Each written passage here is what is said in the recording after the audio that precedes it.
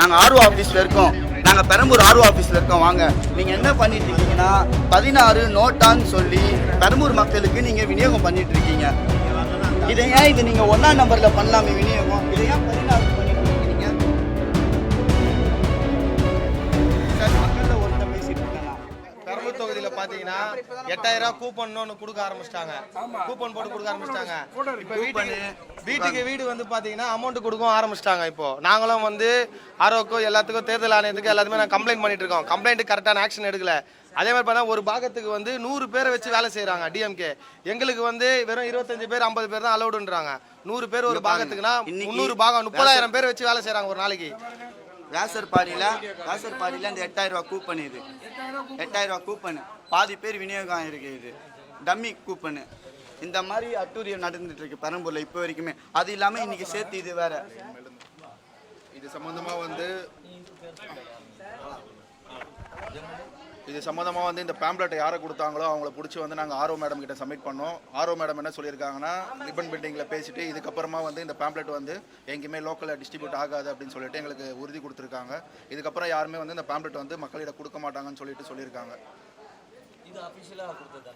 இது ribbon பில்டிங்லேருந்து corporation கொடுத்துருக்காங்க. இங்கே என்ன பண்ணுறாங்கன்னா, இது கொடுத்தது இல்லாமல் ஒரு வாக்காளர்கிட்டையும் போயிட்டு 16வது நம்பர் ஓட்டு அந்த பட்டனை ப்ரெஸ் பண்ணிங்கன்னா அது நோட்டாக்கு போகும்னு சொல்லி பர்டிகுலராக சொல்கிறாங்க.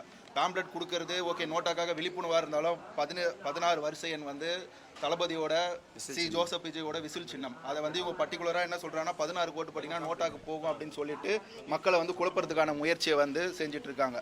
அதனால தான் யார் கொடுத்தாங்களோ அவங்கள அந்த குழுவினரை வந்து நாங்கள் பிடிச்சி கொண்டு வந்து ஆர்ஓ மேடம் கிட்ட கொடுத்துருக்கோம். அவங்க இதுக்கப்புறம் வந்து இந்த பேம்ப்ளெட்டை யாருக்குமே கொடுக்க மாட்டாங்க அப்படின்னு சொல்லிட்டு எங்களுக்கு வாக்குறுதி கொடுத்துருக்காங்க. அந்த நம்பிக்கையின் பேரில் நாங்கள் கிளம்புறோம். எங்கப்பா இது யார் கொடுத்தா? நான் ஸ்கூலில் ஒர்க் பண்ணுறேன் சார்.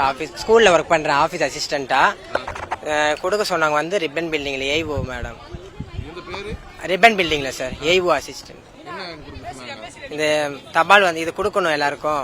வளர்ச்சி நோட்டட்னு எழுதிருக்கு சார். ஆனால் இது ஆமாம் ஃபர்ஸ்டே இது வந்து பிரிண்ட் பண்ணியிருக்கிறாங்க. அவ்வளோதான் சார். இதுல வந்து 16வது நம்பர் நோட்டான்னு எழுதிருக்கு. அதுக்கு அதை அப்படின்னு சொல்லி யார் என்ன பண்ணாங்க? என்னங்க சார், நீங்க ஏன் இங்க வந்தீங்க? இப்போ இந்த மாதிரி 16 நம்பர் நீங்கள் போட்டு கொடுக்கக்கூடாது. இது வந்து டிவிக்கே எடுத்துருக்குறாங்க. ஆனால் நீங்கள் தவறு, நீங்கள் செஞ்சது வந்து தவறு அப்படின்னு சொல்லிட்டு எங்களுக்கு வந்து இப்போ சொன்னாங்க. இப்போ ஆர்ஓ மேடம்கிட்ட எதுவும் பேசியிருக்காங்க. அப்புறம் அவங்க பேசிட்டு தவறுன்னு சொல்லிட்டாங்க.